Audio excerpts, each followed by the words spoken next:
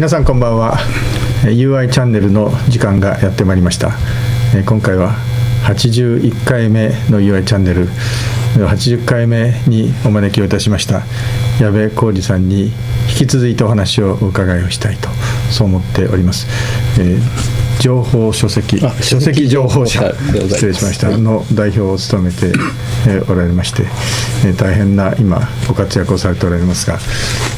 最近出された本で日本はなぜ基地と原発を止められないのかと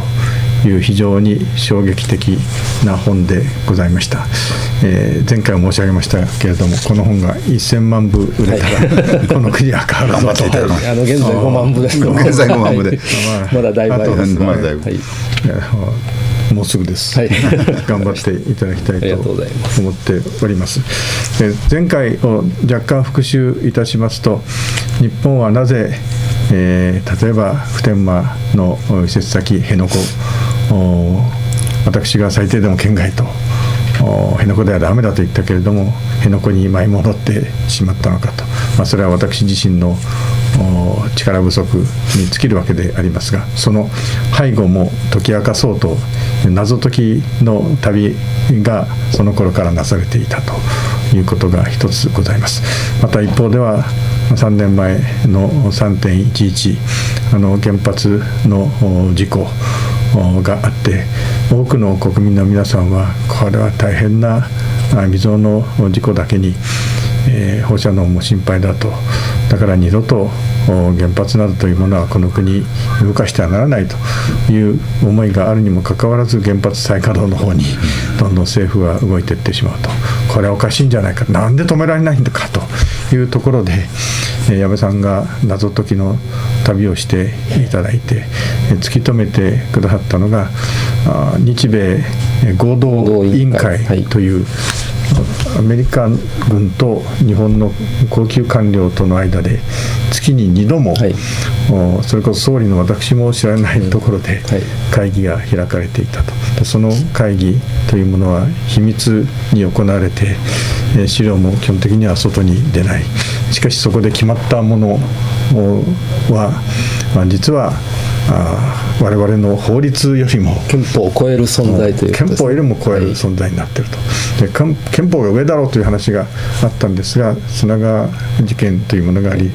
1959年のその判決、最高裁判決で安保条約のごとき高度な政治性を要するものに関しては、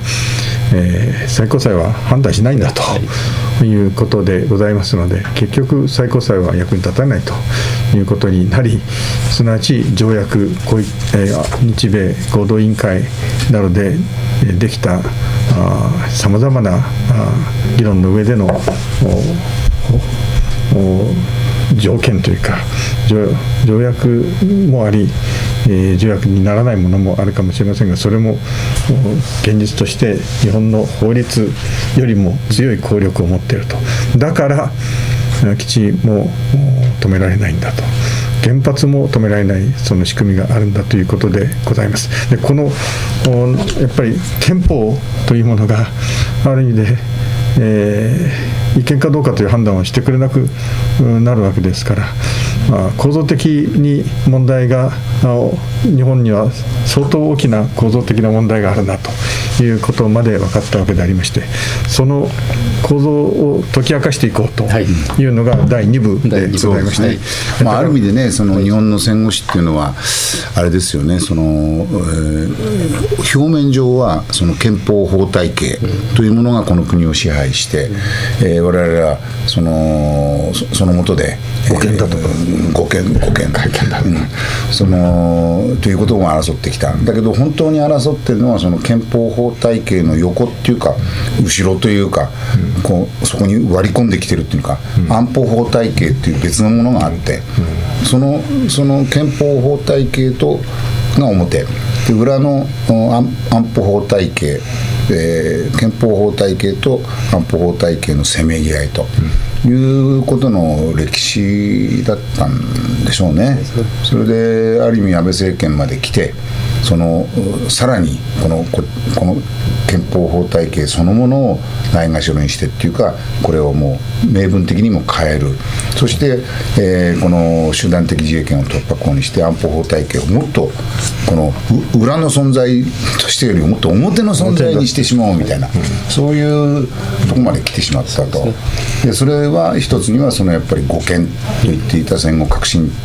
というものがもうなんかほとんど衰退してしまうような状況になっている政治状況とも関係があるっていう、なんかそんな風にこう映りますね。はい、そこでぜひ謎解きを、第2弾お願いしたいと思います。前回その日米合同委員会のことについてお話ししましたけれども、この組織の起源ということが、ねあるわけです。これは独協大学の小関昭一先生が、研究されたことですけれども、僕は講和条約を議論する過程で、アメリカからダレスという人間が来て、吉田首相とかとこう交渉しますよね。でその中でやっぱりアメリカ側は日本を再軍備させて、でそれを米軍の指揮下に置きたいという条約案を出してくるわけです。で、でも日本としてはもうその時に9条2個ありますので、それは絶対国民にはそういうことはオープンできないと。ということでこれが最初の、本当の初期の密約になるわけですけれども、条約には書かないと。でそういう問題は日米合同委員会で協議するということにしといて、でそれが起源ですか。でその後にですね、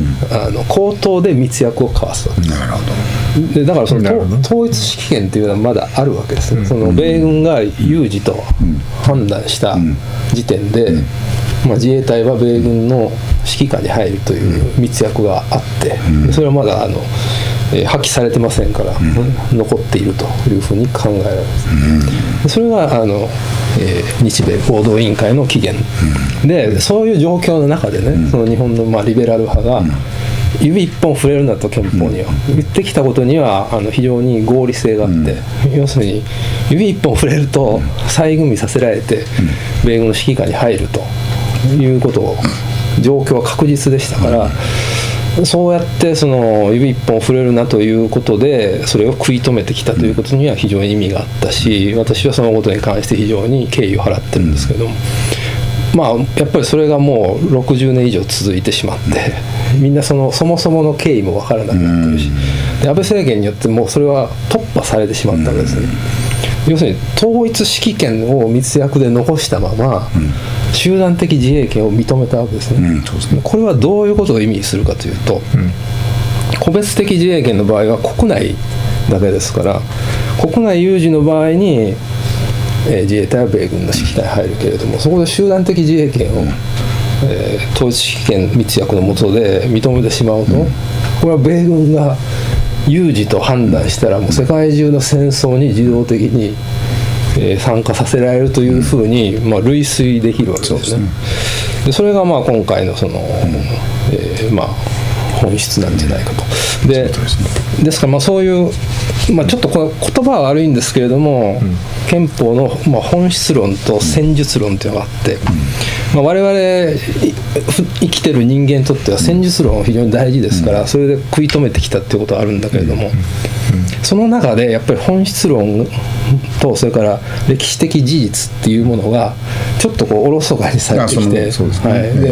議論のベースがなくなってるわけです。そうですね。なんか神棚にね、飾っちゃって拝んでるみたいになって、だから一時的にその政治的フィクションを作って戦術論でやるんだったらもちろんあると思うけど、やっぱりそれはマックス30年ぐらいでアメリカはやっぱり30年経ったら公開するわけですね。やっぱり60年続けてしまったことの弊害が非常に今大きいと。そこで、なぜその辺のところがベールに包まれて、なかなか国民が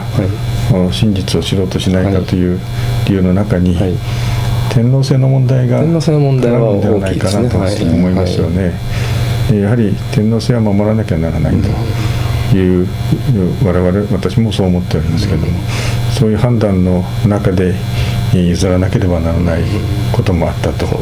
いうのも実態だと思いますし、憲法もそれに絡んでいるというふうに思いますよね。そこでこの憲法が機能していない状態を構造的に分析をしていただきたいとそう思っておりましたね。じゃあこれ2つ進めていただけますでしょうか。はい、結局前回お話しした沖縄および本土でもその基地被害あるわけですけど、その人権侵害と、それから福島を中心に東日本で起きている放射能汚染による人権侵害って、これも先進国とかいうレベルじゃなくて、法治国家ではありえないレベルの問題ですよね。で前回も言いましたけど、これ一言で言うと憲法が全く機能していない状態と表現することができると思います。でその時に本当はそういう品川裁判のね判決があって、私のシリーズの中で、要するにこういう公文書があって、アメリカはこう公開してますよと、駐日大使が来て外務大臣に指示 してますよと全部公開してるわけですから、本当そこで国民的議論が巻き起こって、最高裁に対してもうそんなもともとおかしい判決は破棄しろと。でそれが現在まで国民の人権を侵害してるわけですから、破棄させないとおかしいわけですね。でそういう勢力がまとまらないというのは、一つはやっぱりリベラル派が歴史認識によって4つに分断されていると、というふうに私は、で先ほど言いましたように、一時的に戦術論を取ることはあっていいんだけれども、そこで神話を作ってしまうと、やっぱり架空の歴史的事実の上に立脚したものはやっぱり弱いですから、大きな勢力にならないと。それで前回言ったことはですね、私も条文とかそれから今までの裁判の事例とかに基づいてるんで、100% 自信があることなんですけどここからは歴史的事実は、もちろん全て真実なんですけど、じゃあどうするんだという問題に関してはね、やっぱりいろいろ議論があると思うんで、畑山さん高田さんと非常にもうリベラル派の最高の方たちいらっしゃるんで、そのことは一緒に議論していただきたいです。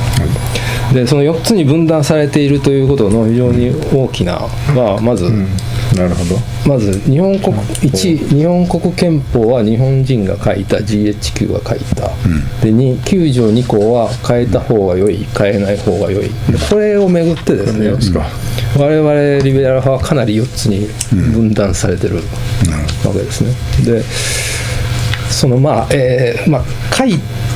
一言で GHQ が書いたっていうことに関しては非常にやっぱり皆さん抵抗があると思うんですけれども、作ったっていうことで言うと、書かれた後に守ってきたとか、それからその条文の中に日本人の考えが取り入れられてるとか、そういろんなことがあるんですけど、書いたということに関してですね、やっぱり日本人が書いたというふうに、おっしゃるリベラル派の方たちもいらっしゃるということで、その辺高野さんはどのように。結論的には折衷だと思いますけど、記帳を書いたのは GHQ でしょ、やっぱり、英語で書いてるんですもんね。そうなんですよ、原文は英語ですからね。だからそれでああいう翻訳帳の文章にもなっているわけで、それはもう、もちろんその時のその力関係というか、もうやり取りの過程っていうのは結構複雑ではありましたけれども、記帳は完全にアメリカが書いた、そこに日本人のなんかいくつかの案があって、それの一部は取り入れられたというのが実態じゃないんでしょうか。でそのことを、普通の日本人がいつ知ったかという問題なんですけど、じゃあ次ちょっとね、これが私22年前ぐらいに作った本で、そうなんですか。これ大阪の朝日放送に鈴木商店さんという、名物ディレクターみたいな人がいて、この問題をずっとやってられて、で私は別のところで知ったんですけれども、GHQ が書いて、その時は知らなかったですよ、1990年代ぐらいまで。それは普通、もともと国会議員とかは知ってたみたいですけれども、普通の日本人ってどの辺でそれを知ったというふうに考えてますか。どうなんだろうか。まだ知られてないかも。今でも知られてないのかもしれない。だから憲法に大体関心がない人もいるというのが問題だと思いますけども、だから本当に日本人が書いた GHQ が書いたってね、僕この本で書きましたけど、うちの上智大学のアルバイトの女子大生がそれで弟とすごい喧嘩になってるんです自分は、日本人が書いてるわけで GHQ が書いてて教わってたのに、弟逆のこと聞いてきたから、もうすごい喧嘩だったってね、それはやっぱりまともな国家じゃないわけですね。確かにね。で、じゃあ次お願いします。で今のどっちが書いたかっていう問題は、ある種簡単なちょっとそのまあ認知的な問題で、歴史的事実そのものは非常に簡単で、というのは私はそのすみません、ちょっともっと戻っていただけますか。この表紙になってる左がマッカーサーで、で右がその下でその憲法改正とかそういう統治行為の改革をした民政局という、ガバメントセクションというところのホイットニーという局長なんですけれども、私この本を作った時に、じゃあ次お願いします。その下でね、本当に条文執筆の現場責任者になったチャールズ・ケイディスっていう人に会ってるんですね、この本作った時に。でその時にまあいろいろ実際に話すとやっぱりいろいろ感じるものがあるんで、感じたことが今回の本を書くきっかけになってるんですけれども、まあ、彼は非常にこう見たら分かるように非常にハンサムで、でこの右の写真のように、まあ、当時はものすごい猛烈な人間だったらしいんですね。若いから39歳って若いから張り切って、でそのもうバッサバッサねいろいろやってたんですけど、そういう、まあ、ハンサムで頭良くてでも若い時すごい活発にやった人が、私が会った時86歳ぐらいだったんだけど、もうそういい顔になってるんですね、穏やかな。でその人がやっぱりその憲法草案のことになるとちょっと興奮するわけです。まあ、こういう本作りますとか、まあ、いずれそういうあなたたちの話を本にしたいみたいなことを言うと、もうそれは慌ててね、その非常に穏やかなんですけど、それは君が書くのか彼が書くのか、で書いたら絶対自分に英文で見せろってチェックしないといけないから、ちょっとおかしいわけですよね。明らかに反応がおかしい。でそのことに関してはものすごくもうこうやみたいになってる。でこの人はまあ他の民政局員もそうなんだけれども、亡くなった時はそういう日本占領に関する資料を図書館に寄付してるんですけど、結局この憲法に関してはもう全部消去されていると。そうですか。で有名なマッカーサーノートってあるんですけど、あれもうないんですよね。そうなんだ。だからその辺には非常にまだ謎が残ってるんですけれども、で、まあ、それがきっかけになってます。でちょっとこれ変な写り方してるんですけど、そのこれは何でしょうか。誰が書いたかという問題にそのもう議論の余地がないのは、ポリティカル・オリエンテーション・オブ・ジャパンというですね、次お願いします。この民政局が書いた自分たちの活動を本にしたものです。でこれは1949年にリポート・オブ・ガバメント・セクションですから、民政局のリポート、だからポリティカル・リオリエンテーション・オブ・ジャパンですから、日本の政治的再編、1945年から48年、ちゃんと本に書いてる。でそのこれマッカーサーね、すみません、次お願いします。でその中で、まあ、このちょっと英文は読めないと思いますけど、次お願いします。これが問題のね、まあ、2月4日から12日までで憲法草案を作って、でそれを吉田茂とか白洲次郎と会談をして、そこで渡した時の言葉を自分たちが書いてる表現なんですけど、だから1945年2月13日なんですけど、次いで彼ホイットニー准将は最高司令官、マッカーサーが、基本と考える原則の詳しい声明を用意させたこと、その声明は憲法草案の形で日本政府に手渡されること、そして日本政府はその内容に最大限の考慮を払い、憲法改正のための新たな取り組みの指針として用いるよう勧告されることを述べたと。でまあ非常に客観的な書き方をしてますけど、結局自分たちがこれが大事だと思うことを草案として用意したと。でこれを最大限重視して憲法を作れと言ってるわけですね。でお願いします。でこれちょっといろいろカタカナで入れてますけど、これはなぜかと言いますと、じゃあ次お願いします。そうか、すみません、ちょっと戻ってます。なぜかというとね、ここで内容に最大限の考慮を払い、ガイドとして用いろって言われたから、まあ、日本側はそれを一回翻訳して、かなり自分たちが思うようなことをアレンジして持っていくんですけれども、それは元に戻されてしまうと。そうですね。でその時に、ベーシックフォームズとファンダメンズプリンシプル、つまりこちらが渡した憲法草案の基本形態と、まあ、原理原則は、変更不可だと言われて、でこちら側はじゃあどこがそれに当たりますかって言われると、まあ、全て連関しているから、結局全部だというようなことを言われると変えるなと、でまあ、もちろん一部ね変えたりまあ、有名な25条ですとか、日本側の意見が通ったところもあるんですけど、まあ、基本的にこの時の草案と今のものを対してみるとマイナーチェンジしかされてないってのはもう誰の目にも明らかだから、どんな政治的立場を取るにしろね、やっぱこれを認めないともうこれは話にならないわけですね。でも日本のリベラルの方はまあそこは違うと、それはもっとなんか前々から日本人が考えてたことがそうなってるんだっていうのを、まあ、かなり良質なリベラルの方もおっしゃるんで、まあ、それはねある意味で対抗戦略というか、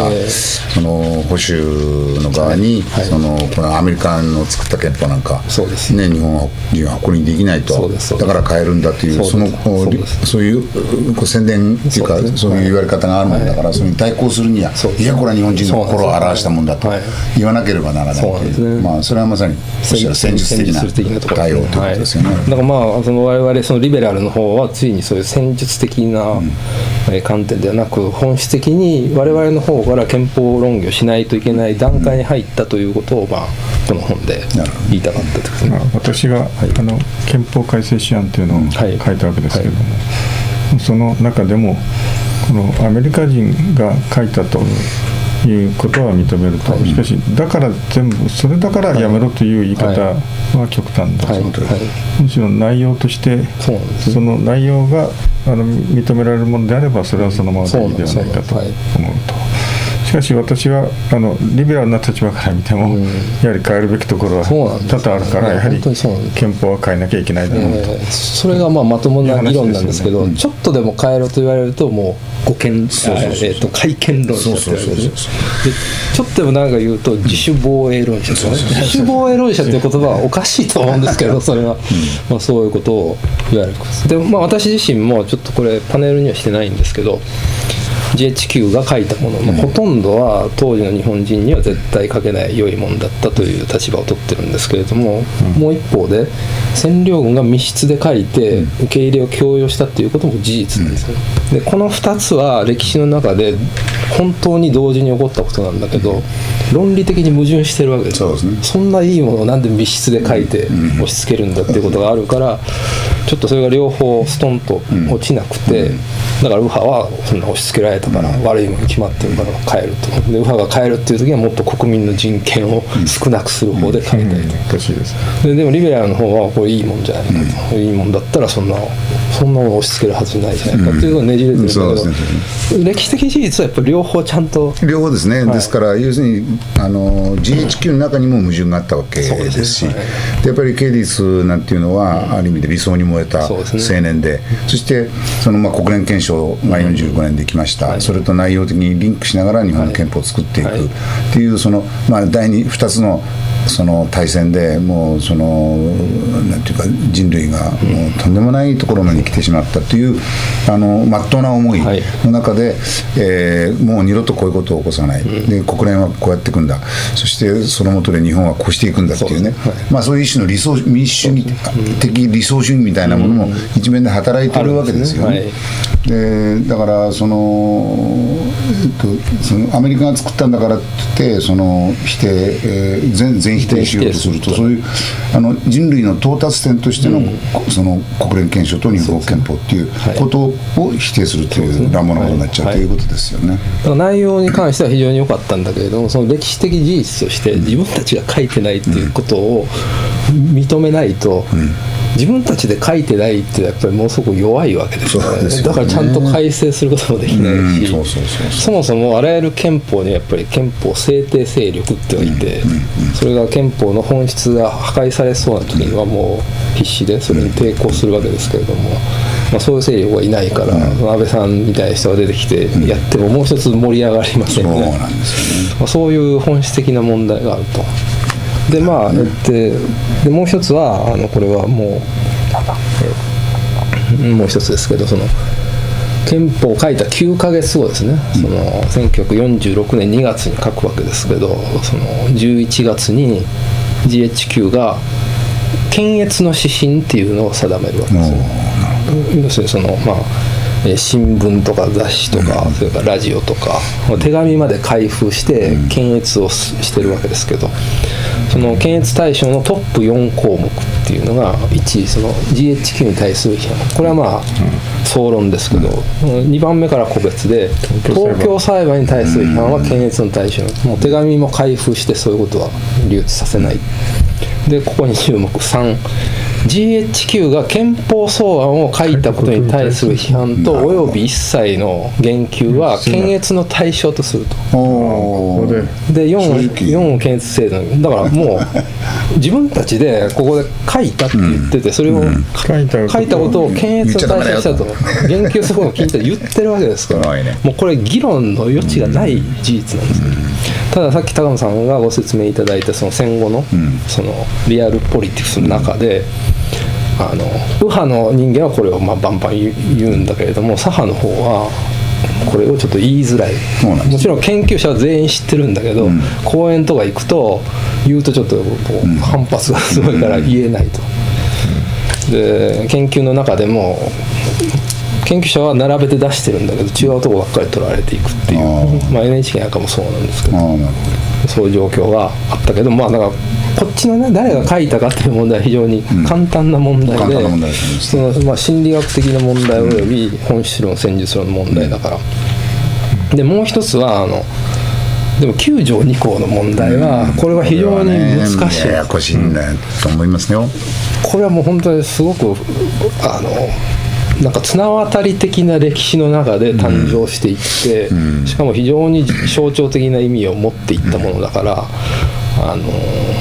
本当に歴史を細かく見てやっとそうだったのかと腑に落ちるようなやつなんで、それを飛ばしちゃうとね、本当にこれをめぐってここに書きましたけど、これは非常にいい人類究極の夢だっていう人と懲罰情報だっていう人が対立して、無益な争いがあると。これはちょっともう改めてですけど、一応日本国憲法の第9条ですね。1項、日本国民は正義と秩序を基調とする国際平和を誠実に希求し、国権の発動たる戦争と武力による威嚇または武力の行使は国際紛争を解決する手段としては永久にこれを放棄すると。でこれはさっきおっしゃったように、国連憲章そのものの理論であるし、第一次大戦後の1928年のパリ不戦条約の文言はほとんどそのままなんで、そうですね、ずっとつながってるわけですね。もう国際社会の合意なんですよね。で1項に関してはこれは日本人はもう本当に守ってきてるから、とにかく9条問題っていう時に1個は何の問題もないから、現在ほとんど議論する必要もない。アメリカにこれを守れと言うべき。そうもう本当そうなんですね。本当そうなんですね。アメリカが国連憲章を本当に守り続けてる、守ってくれれば、ただ2項ですね、全項の目的を達するため陸海空軍その他の戦力はこれを保持しない、国の公選権はこれを認める。ここでやっぱりリベラル派が分断され、しかも議論はねじれて噛み合わないわけですよね、全く。この問題を、少なくとも整理して同じ地平で議論できるような状況に持っていきたいと思ったのが、この本なんですけど、じゃあ次お願いします。でなぜこの問題を考え始めたかと言いますと、やっぱり沖縄なんですね。さっき言った嘉手納、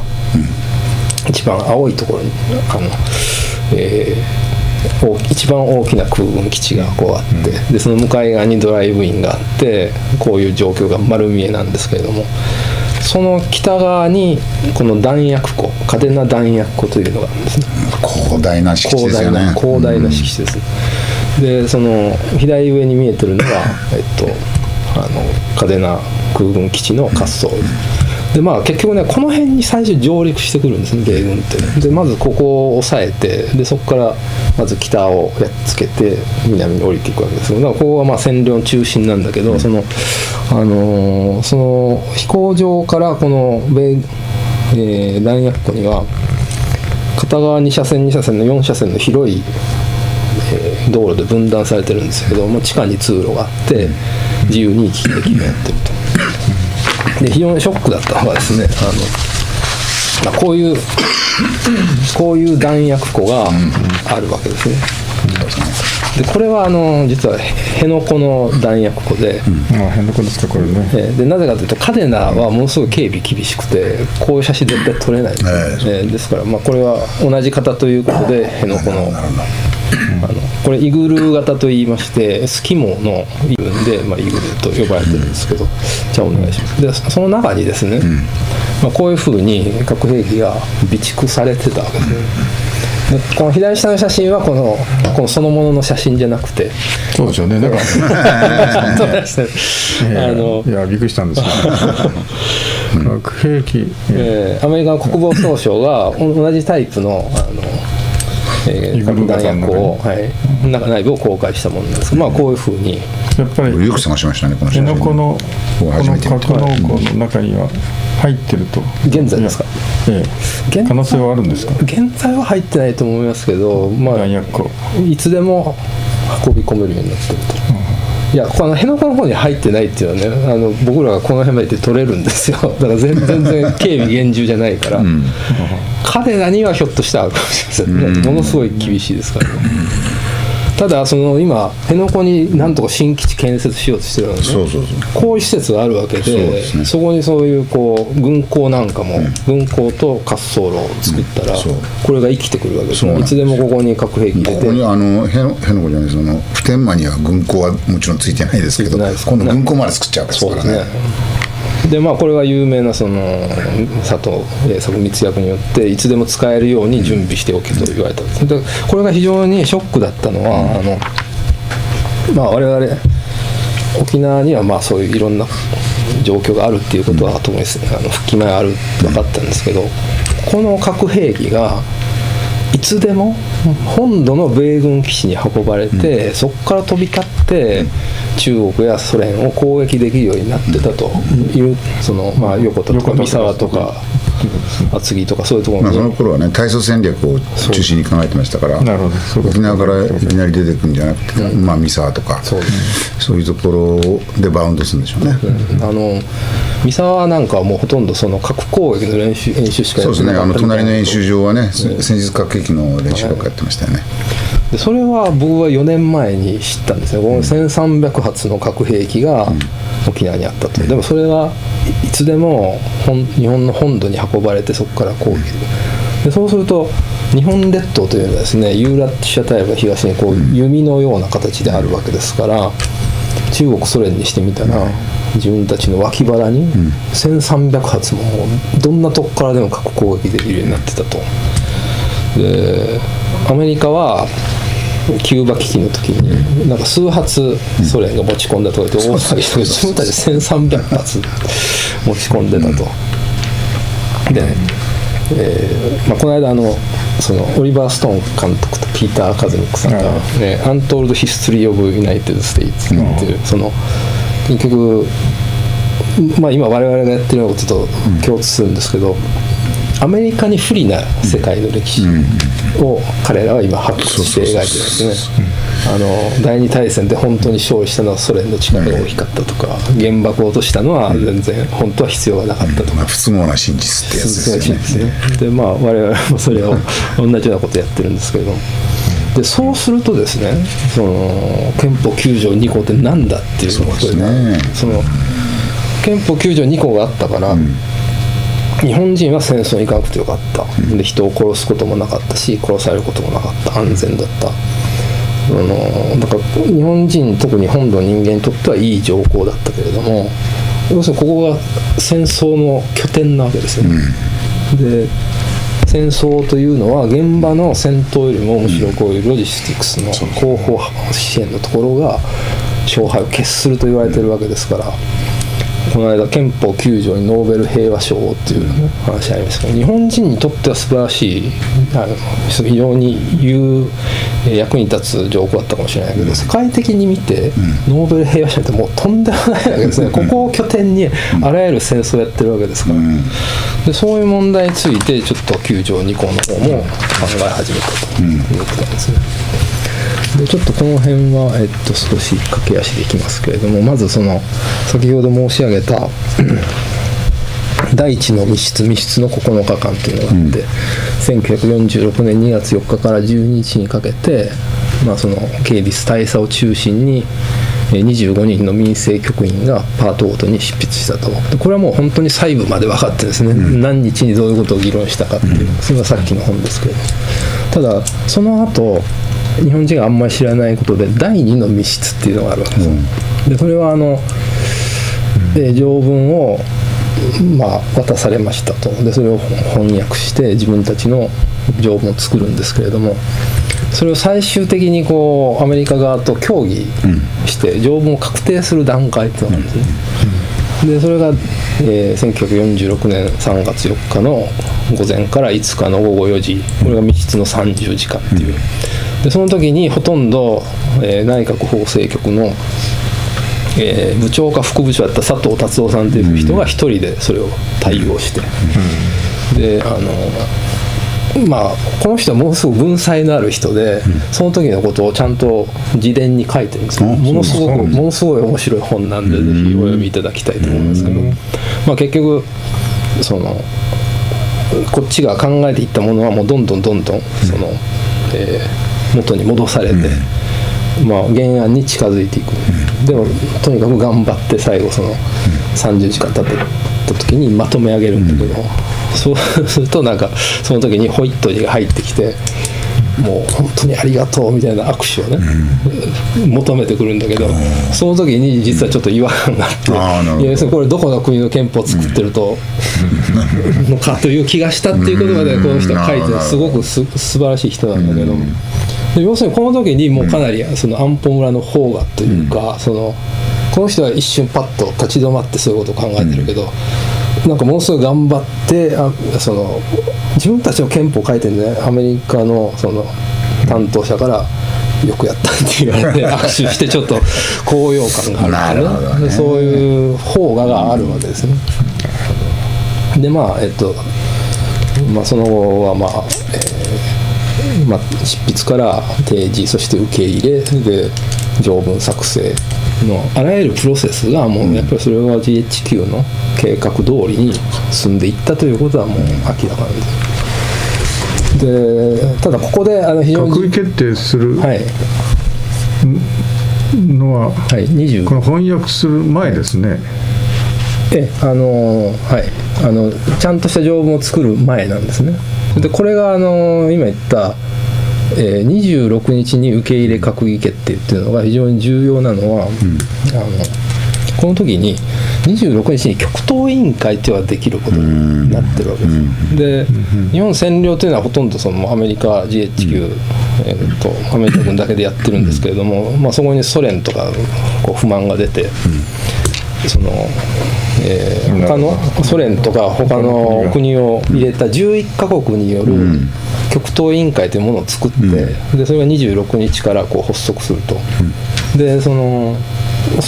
後はそっちの決定が優先権を持つということになる。だからものすごく急いで決めちゃなきゃいけないということですね。で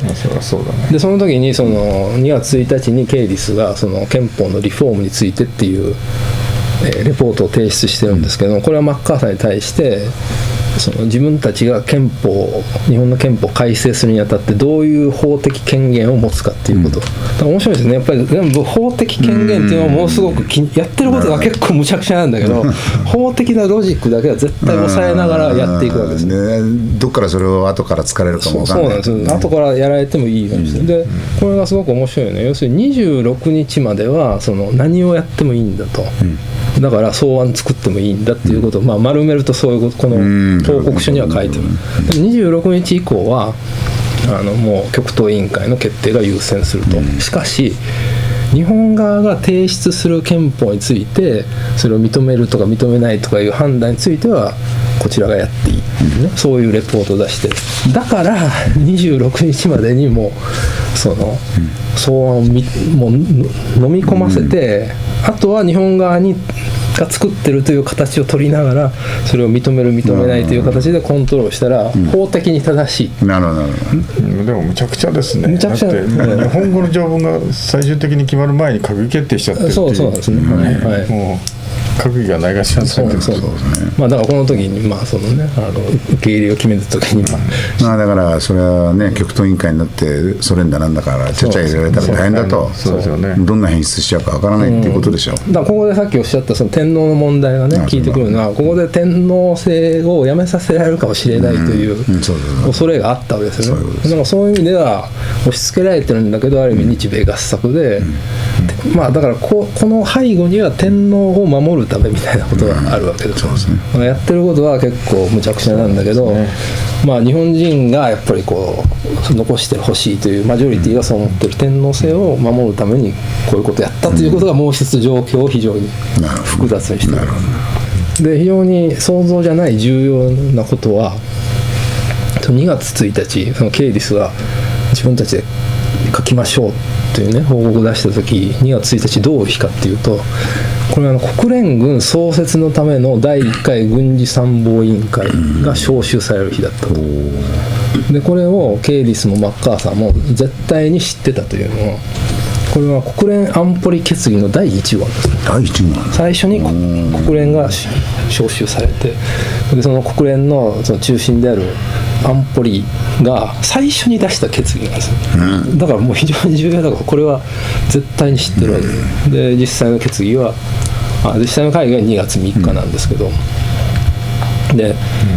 ちょっとこの2月1日という日付をちょっと覚えておいていただきたいんですけど、でこの日本国憲法の問題を考えるときにその一番重要なのはやはり国連憲章との関連の上で生まれて、でだからその条文ができた経緯も、そしてその憲法の限界のようなものも国連憲章と密接な関係を持ってるから、国連憲章のことを知らないといけないんだけど、多分さ国連憲章の本って本当ないんですよ。ないですね。ほとんどの国民、ちゃんと最後まで最初から最後まで読んだ人っていないと思いますよ。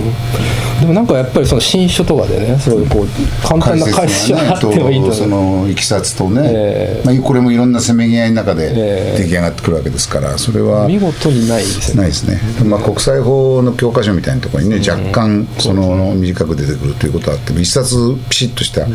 究書ってのはどうなんでしょう。僕は見たことないですね。早稲田ですかね、最上俊樹さんっていう、ね、安保法制に入ってられる方がやってられますけど、もう本当にこんな重要な問題を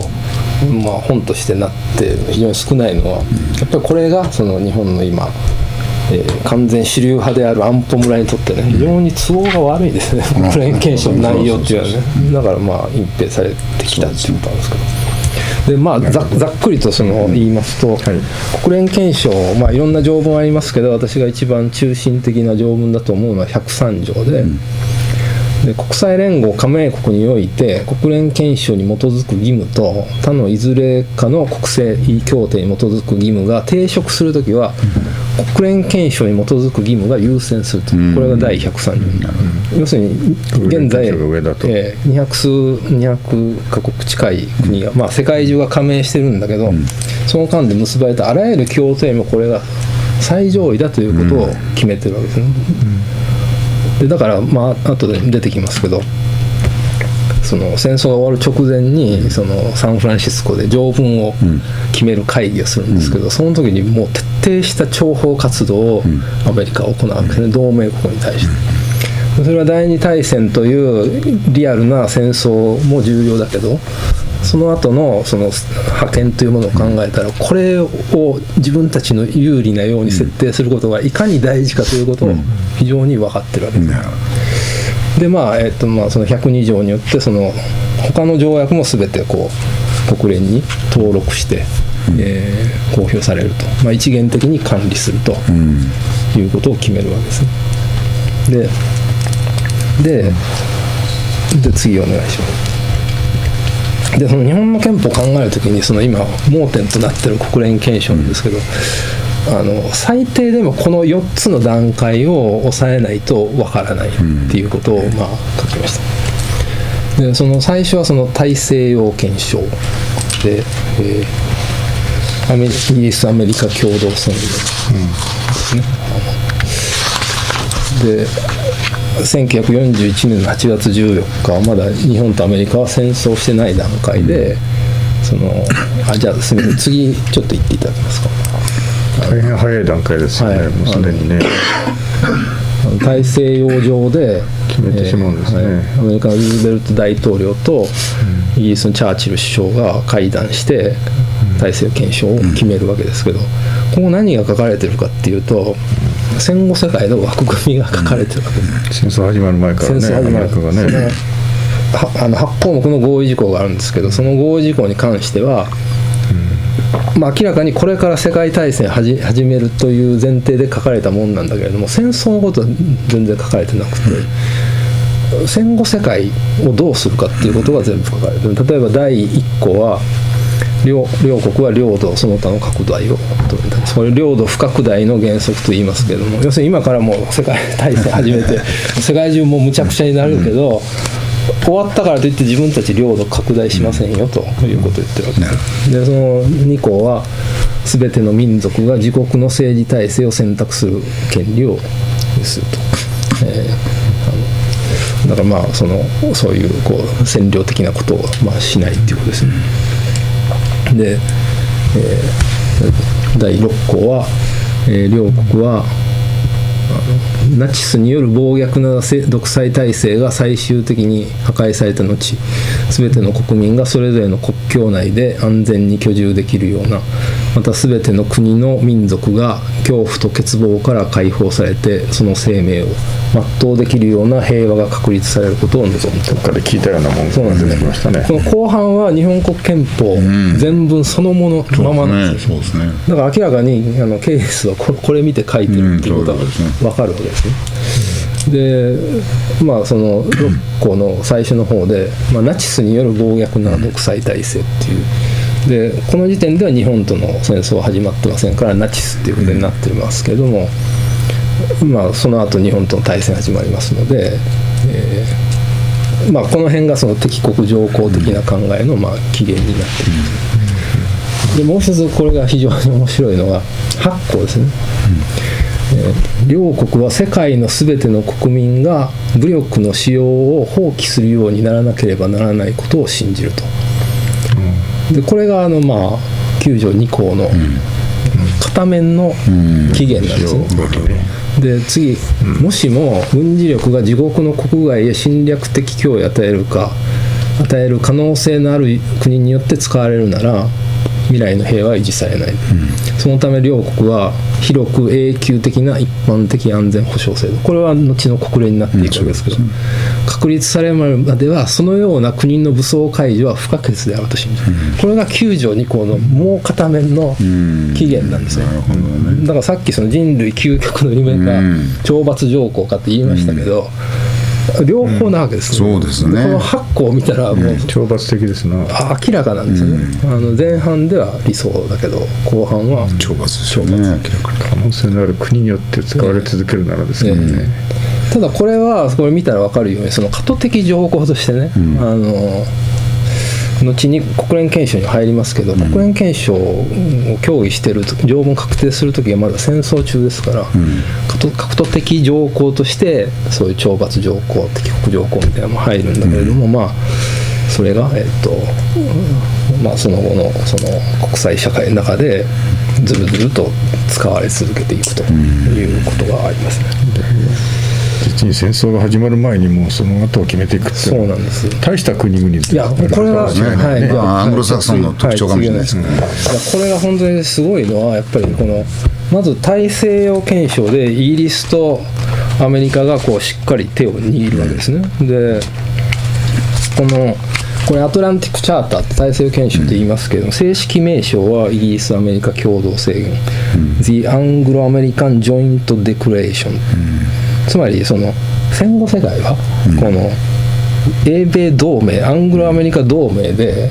基軸でやっていく、仕切るぞと、ここで宣言をするわけ、でその後その声明に従って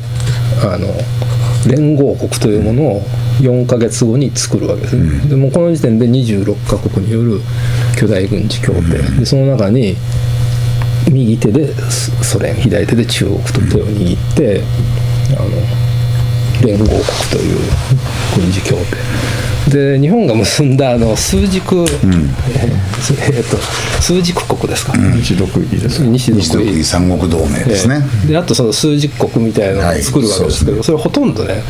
ちゃんとしたその軍事的連携なんか全然できないですよね、みんなバラバラになりながら、そうですね、だからこの辺はやっぱりすごい優れてる、そういうコーディネート力は。でさらにあれはその最初大西洋憲章のところは2カ国なんですけど、その後ほとんどもう戦争に勝つという見込みができた段階で、1940年10月9日の段階で国連憲章の原案を作るわけですね、でこれは大西洋憲章2カ国ですけど、これはソ連と中国を入れて4カ国でまずダンバートン・オークス提案っていう国連憲章の原案を作って、でその後、これは48カ国だったかな、国連憲章の、この進め方ですね、これは日本人には最も欠けてるところだと思います、極めて論理的に。でその戦争中も中国はもう中国はもう日本とそういう戦争状態あるけど、ソ連と日本は中立状態にあるから、一堂にはこう介さないわけで、そのダンバートン・オークス提案っていうのはそのビッグ4っていう後に安全保障理事国になる4カ国で協議するんですけど、英米プラス中国と英米プラスソ連って分けてやるんです、2段階でやってこれを作り上げると。でさらにその翌年国連憲章を作るわけですけど、これがどうして9条2号に絡んでくるかっていうと、この大西洋憲章からダンバートン・オークス提案までの段階はね、どういう構想かっていうと、個別国家の戦争は違法っていう構想なわけです。で簡単に言うと国連軍を作るんだと、国連軍を作って集団安全保障体制ですね、で安全保障理事会がその戦争する権利を独占して、でその普通の一般の加盟国はもう戦争武力も交戦権も放棄して、国連軍の方に武力を供出すると、そういう構想なんです。そうですね。だからこれが9条2項の起源なわけですよね。そうですね。でさっき言ったようにその、ケイディスとマッカーサーたちが憲法9条を書いた段階ではさっき言ったようにその、国連軍の協議がまさに同じ日に始まってるわけですから、完全にそれを前提としてるわけです。だからその9条2項に関してその右派の方はなんかもう単なる懲罰条項であんなその無茶苦茶なものを押し付けられたと言ってるけれども、この本来の国連の構想が実現してたらそれは完全に現実的な立脚点を持つ、だからむしろこの国連の側の最初の考え方が挫折したってことが戦後世界にとっては大きいわけですよね。日本国憲法にとってもわけのわからない状況になってしまった。そうなんですね。でそれがなぜ挫折していくかっていうと、それが今問題になっている集団的自衛権っていうものがこのダンバートン・オークス提案の時はないんですね。ないんですね。でこれが国連憲章になった時に急に入るんですよ。でこれはその今までの通説では南米諸国が入れてくれって言ったからアメリカが入れてあげたっていうことになってるんですけど、さっき言ったようにもう戦後世代のね覇権は国連憲章条文次第だということを分かってて猛烈な諜報活動してるから、そんな甘い話であるはずがないわけです。でやっぱりその非常に影響があったのは、この構想をずっと引っ張ってきたルーズベルトが、その国連憲章の条文を書き始める4月25日の、直前に死ぬわけですよね。でトルーマンに変わる。それが非常に一つ大きいと。でもう一つはその同じ国連憲章の会議、サンフランシスコ会議が始まる4月25日に陸軍長官スティムソンの日記っていうのがあるんですけど、その日の日記にもう4ヶ月後に原発ができるという見通しが立ったっていうことが書いてあるんです。4ヶ月後ね。だからまあこの2つが非常に大きな影響を及ぼして集団的自衛権、まあこれ一言で言うとその個別国家の戦争は違法という理念を崩すものなんですね。そうですね。個別国家も戦争できるという条項ですから、まあそれを入れたと。まあ結局その国連のその理想というか目指すべきところはそのダンバートークス提案のことなんだけれども、それがうまく機能しないとかまだできてないとかいう時どうすんだよっていう、まあ、そういうイチャモンの付け方をしたわけですよね。いやそれはその時はまあねその今までのあれでやっていただくしかないですねっていう、まあそういうことなんですよね。だから逆に言うとねこれその集団的自衛権推進する側の皆さんが国連憲章にちゃんと書いてあるっていうのは非常に間違った印象を与えるものなんですよね。だから本来の理想っていうのはああいうもんなんだっていうことの知識がほとんどの人はきちんとないと思いますよね。でしかもマッカーサーはこの2年後のね自分たち憲法書いた2年後1948年、大統領選に出馬することをもう決めてましたから、でそのマッカーサーの前の任期であるそのフィリピンにも不戦憲法みたいなのを作ってたわけですから、明らかにですねそのマッカーサーが大統領になってこのダンバートン・オークス提案の構想が維持されてたら、憲法9条2項というのは本当に現実的な立脚点を持つ憲法だったんですよ。ただ、まあ、それを見越してね39歳のケイリスが書いちゃったわけだけど、それはやっぱフライングであって、ちょっと早かったわけですね。で現実はそういうふうにいかなかったから、いかなかった時にもう収集できなくて、だからケイリスはいや独立の時に絶対書き直すと思ってましたって、エクスキューズのように言ってるんだけど、やっぱりそれは自分ではちょっとフライングで失敗だったと。だからまあ僕が会った時に本来、日本は独立した時に自分の憲法を自分たちで作らなきゃいけないんですよ。それをやってないっていうのが最大の問題でもありますよね。だからそれがどうしてできなかった最大の問題は、やっぱり彼らが条文の形で書いて渡して、しかもそれを検閲によって知らせないようにしたって。だから本当の上積みのちょっとの人しか知らないわけで、要するにその段階では自分たちが書いたもしくは書いたようなもんだと完全に思ってる。まあそうでしょうね、そうでしょうね。だからそうだね。だからそこのところでその自分たちでここで独立なんだから憲法を作るんだっていう作り直すんだっていう気迫はどこからも湧いてこなかった。その時本当に一回やっとけばね、もうこんなことには多分なってなかったとは思うんですけど、そこで9条の特に2項が宙に浮いちゃうわけですよね。でそれをめぐって、まあ、非常に不毛というとあれですけど、まあ、永遠の論議が続くと。でちょっと今田中さんおっしゃったその集団的自衛権のものだけちょっと図解したんでこれご説明しておきたいんですけど、これだけちょっと大きくできます。今議論してるね本来の集団的自衛権と今そのアメリカがとか安倍さんがやってる集団的自衛権やっぱり全然違うっていうことをちょっとだけご説明したいんですけど、この2番が国連の本来の集団安全保障構想、それはやっぱ安保理があって、でそれがこう危険をこう、まあ、認定するわけです、で安保理が認定したらそれから暫定措置を取って、勧告をして、で非軍事的措置、経済制裁やその通信外交の遮断をして、それでもダメだったら国連軍とその地域的安全保障機構を使って軍事攻撃をするという、これが本来のことです。そうですね。でちょっとこっちなんですが、個別的自衛権というのはあくまでもこれは個人にとっての正当防衛みたいな概念で、全然条文に書かなくても武力攻撃された時にやり返すっていうのはもう当たり前の話ですから、これをわざわざ国連憲章に書いたっていうのはこっちを入れたかったからですね。でこの、国連の集団的自衛権というのを入れたことで個別国家、まあはっきり言ってアメリカがその戦争する権利をこう留保したっていう、そういうことですよね。なんですけど、でそれでもこれはね武力攻撃を前提としているわけです、国連加盟国への武力攻撃があった時に反撃しますという、で今その彼らが言ってる集団的自衛権って全然違って、武力攻撃なくても、ね、なくても、要するに潜在的脅威の認定だから、イラクの時とか何でもできるわけですよ。潜在的脅威をアメリカが認定したら事実上の統一執行してみんなで袋焼きにしましょうと。でこれをこう比べてもらうと分かると思うんですけど、要するにアメリカが今求めてるのは一国国際法の世界の中で一国で国連安保理と同じ法的地位を占めたいという、これが新しいアメリカって言っていいのか、米軍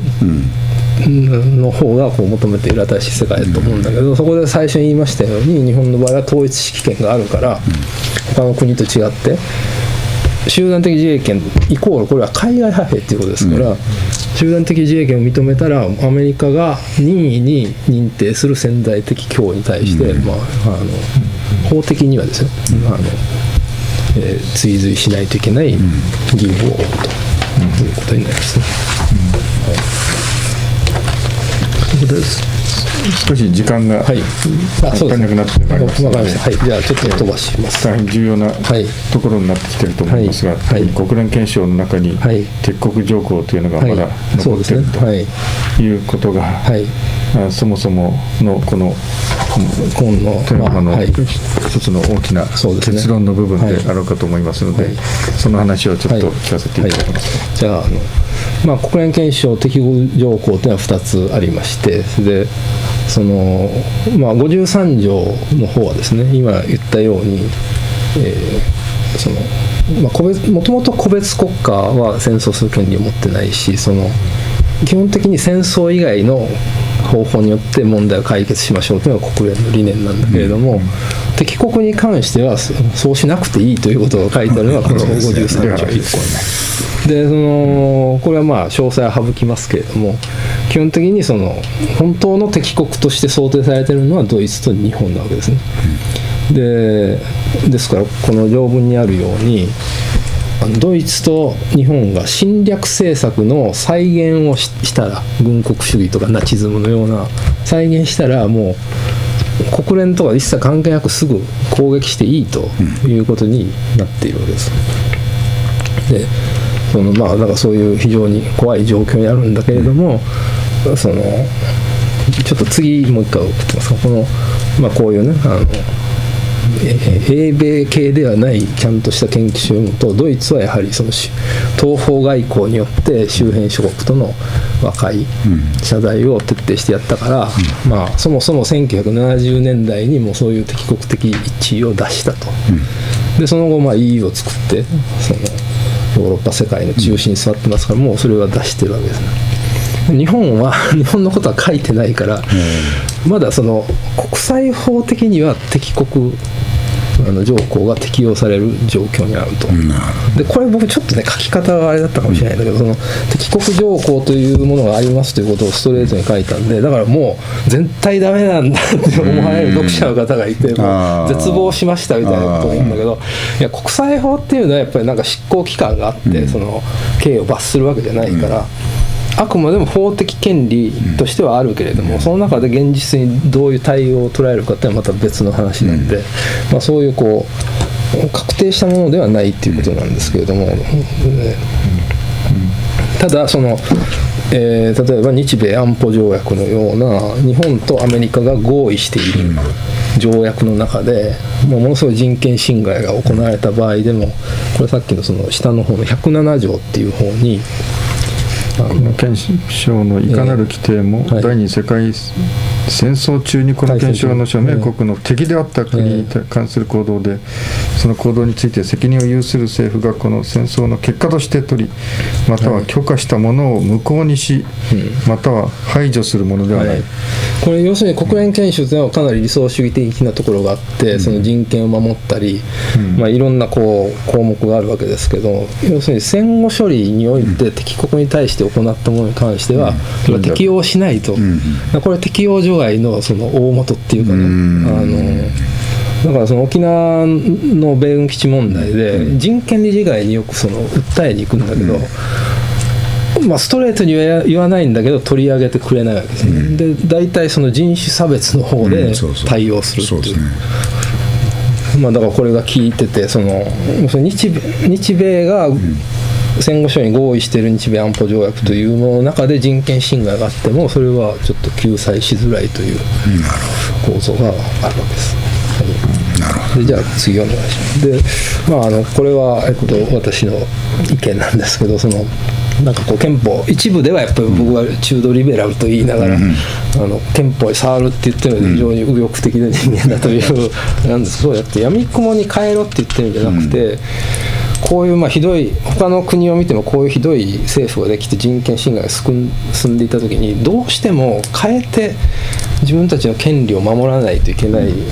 状況が間もなくやってくる可能性があるということを言っていて、今なんかねもう今この状況で会見しろって言ってるんじゃなくて、その時に備えて本質的な議論をしておきましょうということを言っている。はい、じゃあその3つ言ってください。でさっきの日米合同委員会の話にもなるんですけれども、じゃあちょっと2つ戻ってくださ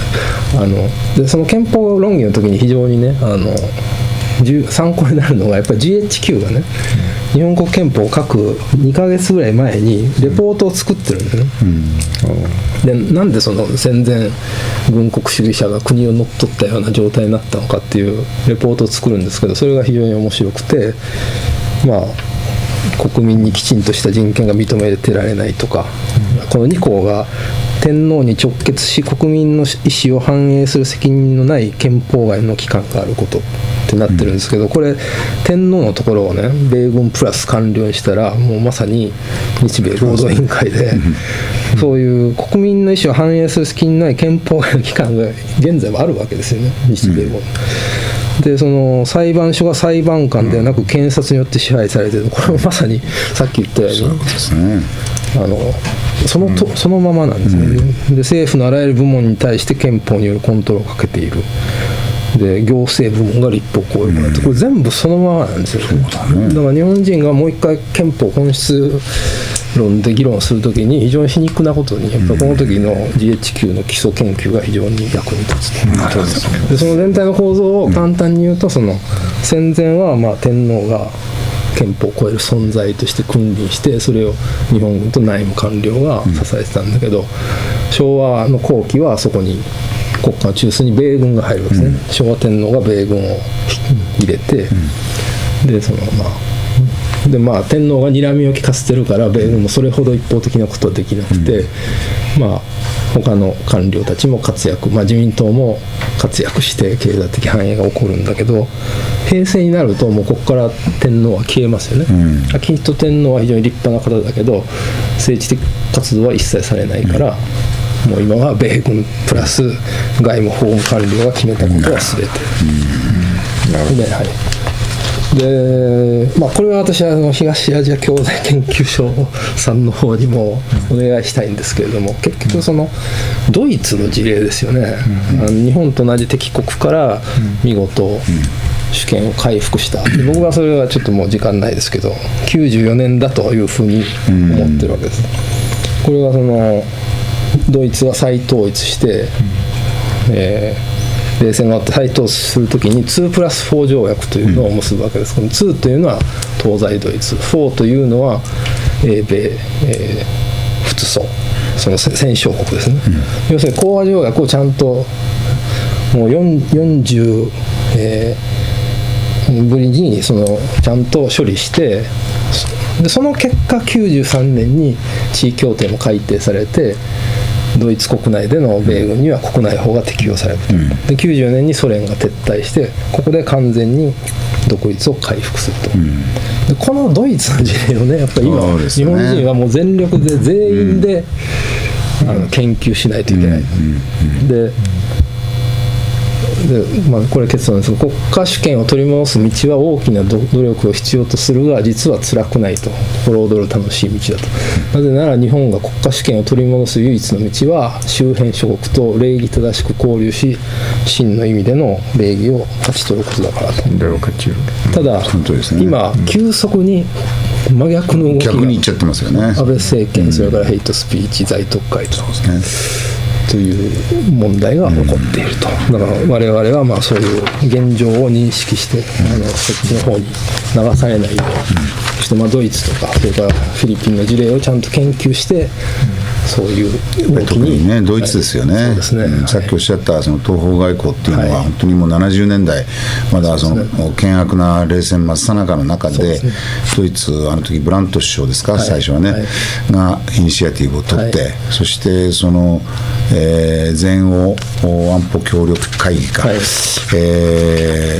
ロシアじゃないソ連まで含めてヨーロッパ大陸に存在する全ての国に一堂に会そうじゃないかっていう、そのイニシアティブを取っていくわけですよね。だからそれがある意味では冷戦を終わらせていく、その下地を作っていったっていう大変なやっぱりその世界史的なイニシアティブを取ったわけですよね、自分でね。それでそのヨーロッパ大陸全体としての和解とその中それに基づいてその戦後処理というものもきちんと法律的条約的に成し遂げるという、もう誠になんていうか、だからベルリンの壁の驚くべき急速な崩壊にも対応することもできたという、やっぱりそのドイツというののやり方というのを見習うということでしょうね。最後にちょっとこれご紹介したいんですけど、ドイツの戦後最初の首相になったコンラート・アデナウアー、これは吉田首相と全く同じような状況、もっとひどい状況に置かれた人なんだけれども、最初にこういう方針を掲げるんですね。新しいドイツ人は断固たるヨーロッパ人たるべきであると。でそうすることによってのみドイツは世界に平和を保障される、これがもうまさにその歴史的知恵、政治的知恵だと思います。だから日本もやはり断固たるアジア人として生きていくと。でそうすることによってのみ世界に平和、だからまさに今研究所でやってられることで、この理念をですね、世界中に広げて、結論が出たような気がいたしますが、矢部浩二さんに2度にわたってこちらにお出ましをいただいて、日本はなぜ、普天間の移設先でも混乱をきたし基地問題が解決できないのかと、また原発の事故が起きていながらいまだに原発再稼働でうごめいているのかと、こういった基地も原発も止められない日本の本質は、構造的な問題はどこにあるのかということで、2回にわたってお送りさせていただきました。特に今回は憲法に遡ってリベラル派が分断されてきているという歴史もお話をいただきました。そして、国連憲章の中に鉄国条項というものも存在をしていると、